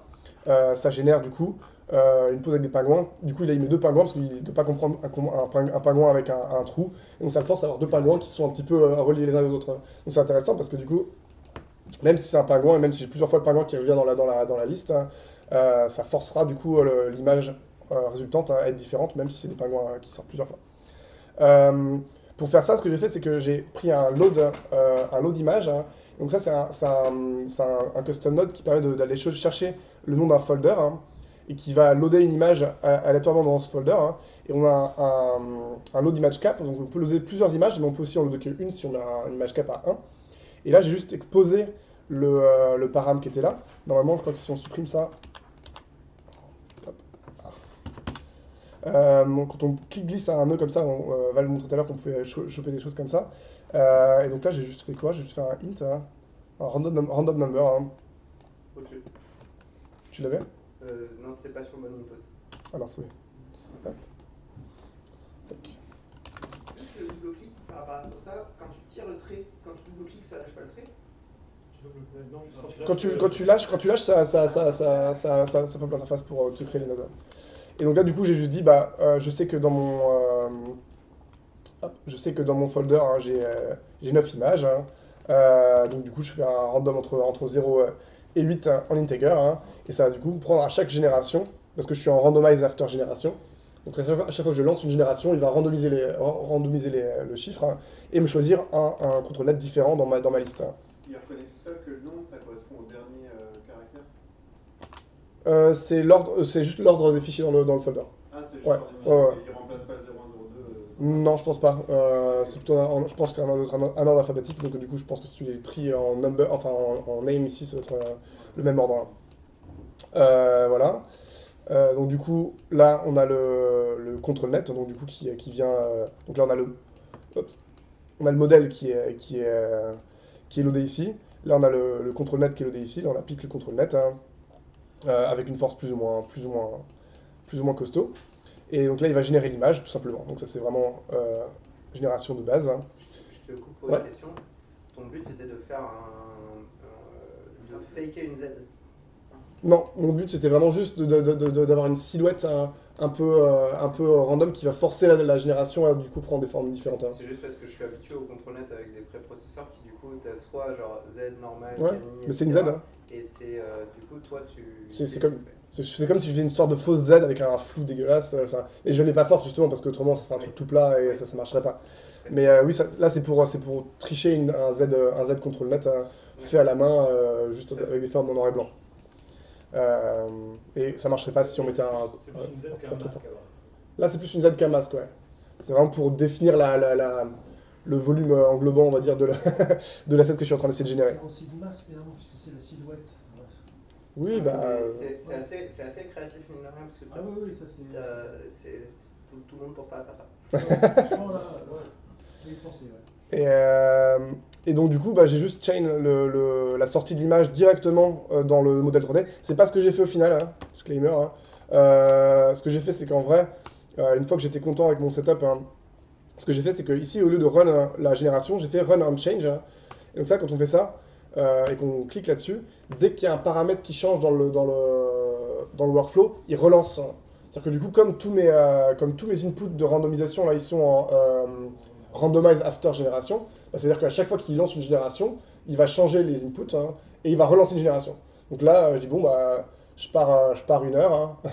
Après, je pourrais faire ça aussi en lançant juste si je savais que je voulais en lancer 20 ou 30, hein, j'aurais pu juste monter le petit chiffre ici et faire juste un run, hein, et il m'aurait lancé autant de générations que j'aurais mis ici de chiffres dans batch. Hein.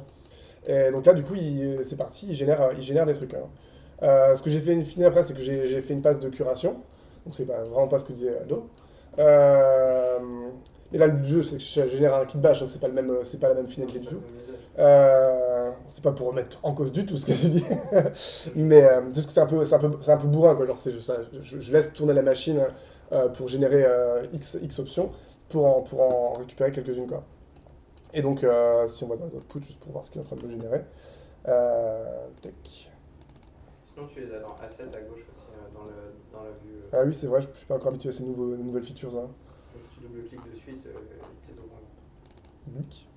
C'est incroyable. Ah ouais. Donc j'aime vraiment pas la texture du grain, mais je sais que de toute façon j'allais passer dans un image 3D derrière qui est une Unreal 3D qui est de toute façon qui respecte pas l'image et la texture, et de toute façon je sais que derrière je vais faire d'autres choses que je vais vous montrer juste après. Bref, voilà, donc là je le laissais tourner comme ça. Alors d'ailleurs pour le kicker, il faut bien changer du coup ce truc là, autrement il va continuer à exécuter le truc. D'ailleurs là, le kicker comme ça. Ok. Donc là, ça me génère plein de trucs, et après, bon, ça génère plein d'images en 3D. Un petit disclaimer, là, c'est que du coup... disclaimer, même pas le bon titre. Unreal, il a souvent tendance, quand il a un fond noir, à générer un plan. Il prend pas une image de masque en entrée, en tout cas, j'ai pas trouvé comment faire.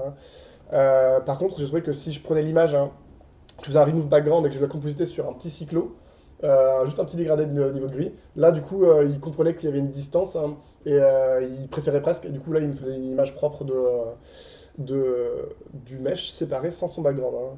Donc là, j'ai du coup fait un composite, une image composite. Mais tu aurais pu lui faire générer des images avec un alpha, Image turbo, je pense pas qu'il génère d'image avec un alpha dedans. J'aurais pu lui dire par contre d'être sur un cyclo-photographe, un cyclo de photographie neutre par exemple. Hein.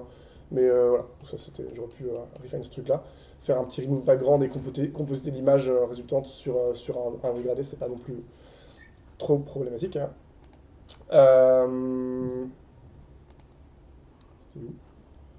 C'était où? Voilà. Ouais. Je me perds dans les fenêtres de Windows, toute la même tête. Yes. Donc la prompt randomizer.